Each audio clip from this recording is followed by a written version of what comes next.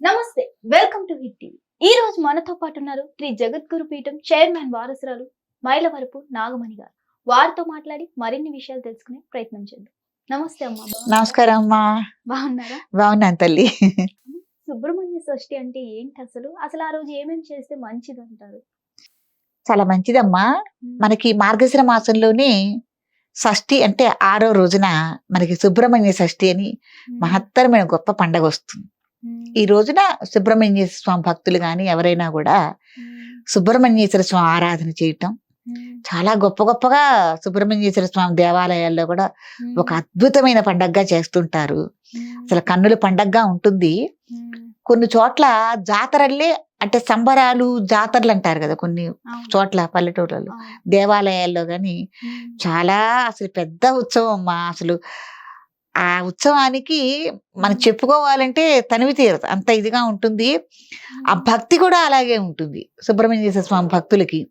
దీంట్లో సుబ్రహ్మణ్య స్వామి ఆరాధనలో గొప్పతనం ఏంటంటే సుబ్రహ్మణ్యేశ్వర స్వామి శూలాలని వేసుకుంటారు, వీపులు గుచ్చుకుంటారు, బుగ్గల్లో గుచ్చుకుంటారు. ఇటు నుంచి గుచ్చితే ఇటు వస్తుంది శూలం. దబ్బలాలు గుచ్చుకుంటారు. తర్వాత ఏమి నొప్పి అనిపించదుట. నిప్పుల్లో నడిచే వాళ్ళు ఉంటారు కొంతమంది. తర్వాత ఏంటంటే పాలకావిడి, ఎక్కువగా సుబ్రహ్మణ్యేశ్వర స్వామికి పాలకావిడి అంటారు. అంటే ఇది ఇప్పుడు మరి మీ అందరికీ చాలా మందికి తెలియదు. ఒక వెదురు బద్దం తీసుకుని అటు ఇటు సమానంగా ఒక ఉట్టెల్లే వేసి దాంట్లో 2 బిందెలు పెట్టి, ఇది వరకు నీళ్ల సదుపాయం లేనప్పుడు కృష్ణానది దగ్గర నుంచి కానీ ఎక్కడి నుంచి అయినా కూడా నీళ్లు అట్ట కావిళ్లతో మోయటము అంటారు. భుజం మీద మోస్తారు. అట్లాగే ఆ బిందెల్లో పాలు, స్వచ్ఛమైన ఆవు పాలని కావిడిగా ఇస్తామని సుబ్రహ్మణ్యేశ్వర స్వామికి ఒక మొక్కుమది. సుబ్రహ్మణ్యేశ్వర స్వామికి పాల కావిడి అంటారు. కాబట్టి ఇట్లా చాలా విశేషాలు గొప్పతనాలు ఉన్నాయి స్వామివారిది. షష్ఠి రోజున ఆరాధన చేసుకోవటం అనేది జరుగుతుంది మన సుబ్రహ్మణ్యేశ్వర స్వామికి. తర్వాత ఆయన పుట్టినరోజు కూడా, సుబ్రహ్మణ్య స్వామి పుట్టినరోజు ప్రతిదీ కూడా స్వామివారికి 6 అనే సంఖ్యతో ముడిపడి ఉంటుంది. ఆయన పుట్టినరోజున 6 సంఖ్యతో అనేది ముడిపడి ఉంటుంది. చాలా విశేషమైంది. ఒక శివుడు పార్వతీదేవికి ఒక అంశ రూపంలో జనించిన వాడు సుబ్రహ్మణ్యేశ్వర స్వామి అన్నమాట. అసలు అతన్ని ఆరాధించడం వల్ల ఏంటమ్మా ప్రత్యేకత? ప్రత్యేకంగా ఆరాధించటం వల్ల ఏంటంటే సంతాన ప్రాప్తి ఒకటి, ధైర్యం, తర్వాత ధన ప్రాప్తి, ఏదన్నా ఈ భూములకు సంబంధించిన విషయాలు ఏమన్నా ఉంటే వాటి విషయాలన్నీ పరిపూర్ణంగా నెరవేరుతాయి అన్నమాట. కాబట్టి వీటి గురించి సుబ్రహ్మణ్య స్వామి ఆరాధన చేయటం అనేది జరుగుతుంది. ఎక్కువగా చిన్నపిల్లల విషయంలో ఏదన్నా చెవిలోంచి చీము కారుతోందన్నా, లేకపోతే ఏదైనా చిన్నతనంలో ఇప్పుడు చాలా మందికి కళ్ళజోళ్ళు వస్తున్నాయి కదమ్మా, దృష్టి లోపం ఏమన్నా వాళ్ళకు ఉందన్నా, ఈ విషయంలో కూడా మనం సుబ్రహ్మణ్య స్వామి ఆరాధన చేసుకోవటం అనేది చాలా విశేషం, చాలా గొప్పది కూడా. అమ్మ, నిప్పుల్లో నడుస్తారు అన్నారు కదా, ఏం అవ్వదంటారు? అసలు నిప్పుల్లో నడిచే ఇది ఎప్పటి నుంచి వచ్చిందంటారు?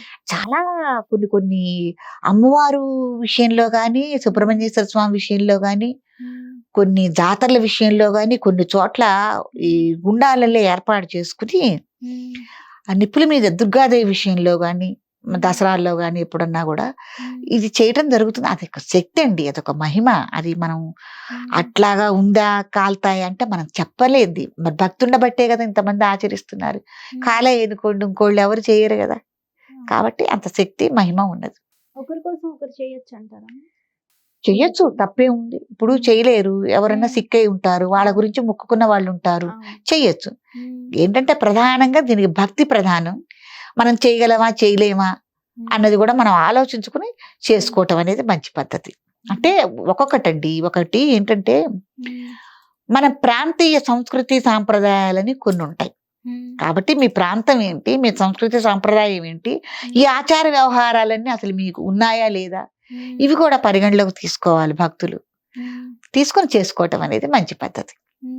ఎందుకమ్మా చాలా వరకు ఆచారంగా ఉంటే మాత్రమే చెయ్యాలి, లేకపోతే చేయకూడదు అంటారు? ఎందుకంటే ఆచార వ్యవహారాలు ఉంటేనే చెయ్యాలంటే అది మొదటి నుంచి మీరు ఆ ప్రాంతాల్లో అలవాటు పడి ఉన్నారు. దాని నియమనిష్టలు ఏంటి, అది ఎలా చేయాలి ఏమిటన్నది తెలుస్తుంది. ఇప్పుడు మనం ఉన్నాం, ఇక స్టూడియోలో ఉన్నాం, ఏమిటి అన్నది మీకు నాకు ఇక కెమెరామాన్లకు కానీ ఎవరికైనా మనకు తెలుస్తుంది. కొత్త వాళ్ళ దగ్గరికి వెళ్ళి ఇలాగూ అని అంటే తెలియదు కదా ఆచారం ఇక్కడ ఏమిటి అనేది. కాబట్టి అది కూడా అంతే, ప్రాంతీయ ఆచారాలు ఉంటాయి. అప్పుడు వాళ్ళకే తెలుస్తుంది ఎలా చేయాలి ఏమిటి, నియమనిష్టలు ఏం ఆచరించుకోవాలి. ఒకవేళ ఏమన్నా సంబరంగా చేయాలనుకో దానికి కావాల్సిన వస్తువులు కానీ సామాగ్రి కానీ ఏర్పాట్లు కానీ ఇట్లాంటివన్నీ ఉంటాయి కదా, అవన్నీ వాళ్ళకి తెలుస్తుంది. కాబట్టి దాన్ని బట్టి మనం నడుచుకోవటం అనేది మంచి పద్ధతి. తెలియని చోట మనం ఇంకో ఆచార వ్యవహారాలు కానీ ఏమన్నా మనం ఆచరించామనుకోండి మనకు కష్టంగా ఉంటుంది, ఇబ్బందిగా ఉంటుంది, మనం చేయలేము, ఆచరించలేము. అసలు సుబ్రహ్మణ్య స్వామి ఎలా అవతరించారంటారు? చాలా మంచి ప్రశ్న. స్వామి అసలు అసలు ఆయన పుట్టటమే ఒక బ్రహ్మాండమైన ఇదితో పుట్టడం అనేది, జననం అనేది జరిగిందనమాట. తారకాసురుడనే రాక్షస సంహారం కోసం తారకుడు ఏం కోరాడంటే ఆయన వరం కోరుకున్నాడు. వరం కోరుకున్నప్పుడు ఈ సుబ్రహ్మణ్యేశ్వర స్వామి అవతారం అనేది మనకి భూమి మీదకి రావాలి అంటే పార్వతీ పరమేశ్వర్లు ఎక్కడో గుహలోకి తపస్సు చేసుకోవడానికి వెళ్ళిపోయారు. చాలా సంవత్సరాల దాకా బయటికి కనిపించిన సందర్భంలో ఈ భక్తులు ఋషులు దేవతలు అందరూ ఆ గుహ సమీపంలోకి వెళ్ళి చక్కగా ప్రార్థనలు చేయటం మొదలుపెట్టారు. పార్వతీదేవి గురించిను శివుడు గురించి ప్రార్థనలు చేస్తూ ఉంటే అక్కడ కొద్దిగా వాళ్ళ యొక్క యోగానికి వాళ్ళ యొక్క ధ్యానానికి భంగం కలిగింది అని అనుకుని పార్వతి అమ్మవారికి శివయ్యకి కోపం వచ్చింది.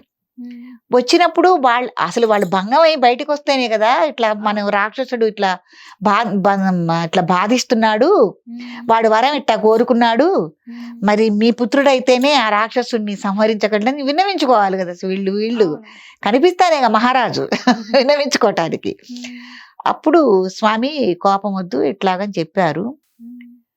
అప్పుడే ఈ మన్మధుడిని కాల్ చేయటం, మన్మధుడు కూడా బాణాలు వేయటం పార్వతి మీద, శివుడి మీద, అమ్మవారి మీద, ఇవన్నీ సంఘటనలన్నీ జరిగినప్పుడు అప్పుడు దేవతలు వాళ్ళు అడిగారనమాట, స్వామి నీ యొక్క వర్చస్సుని ఇవ్వండి, ఇస్తే బాలుడు రూపంగా కావాలి అని అడిగితే స్వామి ఇవ్వటంతో పార్వతి అమ్మవారు కోప్పడింది. ఏమంటే నా గర్భంలో పడవలసింది కదా, ఈ వర్చస్సుని మీరు తీసుకెళ్ళిపోతున్నారు అనని పార్వతీదేవికి కోపం వచ్చింది.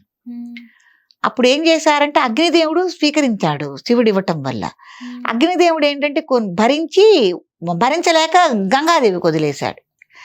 ఆ గంగాదేవికి వదిలేయటంతో గంగాదేవి ఏం చేసింది, భరించినంతసేపు భరించేసి ఆవిడ వదిలేస్తే ఆ యొక్క శివ తేజస్సు అనేది ఆ గంగానది ఒడ్డున ఒక రెల్లు దుబ్బలు అనేవి ఉంటాయి, రెల్లు గడ్డి అనేది మీరు చూసే ఉంటారు చాలా మంది. ఆ రెల్లు దుబ్బల్లో ఈ వచ్చేసి వెళ్ళి అక్కడ మనకి బాలుడు రూపంలో పుట్టడం అనేది జరిగిందనమాట. బాలుడి రూపంలో పుడితే ఆ రెల్లుగడ్డిలో కృత్తికలు 6 నక్షత్రాలు ఉన్నాయి, అది 6తో ముడిపడి ఉంటుందమ్మా అని చెప్పారు. ఆ కృత్తికా నక్షత్రాలు మనకి ఆకాశ మార్గంలో కూడా ఉంటాయి. వారు పాలిచ్చి పోషణ చేశారు స్వామి. ఇట్లా పాలిచ్చి పోషణ చేసిన తర్వాత తారకాసుడు యొక్క సంహారం జరగటం ఇవన్నీ జరిగినాయి అనమాట. అందుకని సుబ్రహ్మణ్యేశ్వర స్వామి వారి అవతారం అలా మనకి భూమి మీదకి రావటం అనేది జరిగింది. చాలా గొప్ప అంశ. ఆ విధి విధానంలోనే మనకి మళ్ళీ గణపతికి సుబ్రహ్మణ్యేశ్వర స్వామికి ఒక పోటీ పెట్టడం, అంటే ఆధిపత్యం గురించి అన్నమాట. అంటే దేవతల మీద ఒక గణాధ్యక్షాన్ని, ఒక ఆధిపత్యాన్ని సర్వ సైన్యాధిపతిగా చేయటం గురించి వస్తే అప్పుడు సుబ్రహ్మణ్య స్వామి నెమలి వాహనం మీద భూప్రదక్షిణ చేయటానికి ఆయన ఎడితే పాపం గణపతి తండ్రిని మించిన దైవం లేరు కాబట్టి ఈ పార్వతీ పరమేశ్వరుల చుట్టూతా 3 ప్రదక్షిణాలు ఇక్కడి నుంచి చేస్తే 3 సార్లు నేను భూమిని చుట్టూ వచ్చినట్టేనని అక్కడే ఉండి తల్లిదండ్రులు ప్రదక్షిణం చేసి గణాధిపతి ఆధిపత్యాన్ని పొందారు.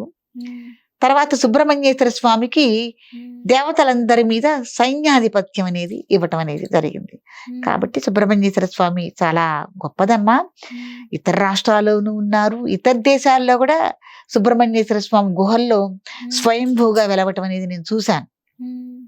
చాలా గొప్పగా మన దేశంలోనే అనుకుంటాం, ఇతర దేశాల్లో కూడా సుబ్రహ్మణ్యేశ్వర ఆరాధన చేయటం, ఆ ఇతర దేశాల్లో మన దేశంలో ఉన్నవాళ్ళు అక్కడికి వెళ్ళి కూడా ఆరాధన చేయటం అనేది నేను చూసాను. ఎక్కువ కేరళ, తమిళనాడు వాళ్ళు కూడా వెళ్ళి అక్కడ మహత్తరంగా ఆరాధన చేయటం అనేది నేను చూశాను. కాబట్టి సుబ్రహ్మణ్యేశ్వర స్వామి చాలా గొప్పదండి. అది మనకి మార్గశిర మాసంలోనే సుబ్రహ్మణ్య షష్ఠి, స్కంద షష్ఠిగా మనం రావటం, వివిధ దేవాలయాల్లో పూజాది కార్యక్రమాలు, అర్చనలు చేసుకోవటం, ఎవరైనా సంతానం లేని వాళ్ళు కూడా ఈ రోజున సుబ్రహ్మణ్యేశ్వర స్వామి ఆరాధన చేసుకోవటం, పరిస్థితులు బాగోలేని వాళ్ళు చేసుకోవటం, ఇవన్నీ చేయటం, పాలు పోసి మీ శక్తి కొద్దీ ఇంట్లో చేసుకుంటారా, దేవాలయాల్లోకి వెళ్ళి చేసుకుంటారా, అలా మీరు ఈ యొక్క సుబ్రహ్మణ్య షష్ఠిని అందరు భక్తులందరూ ఉపయోగించుకుని పూజాది కార్యక్రమాలు నిర్వహించుకుంటే చాలా మంచి ఫలితాలు ఉంటాయండి. ధన్యవాదాలు.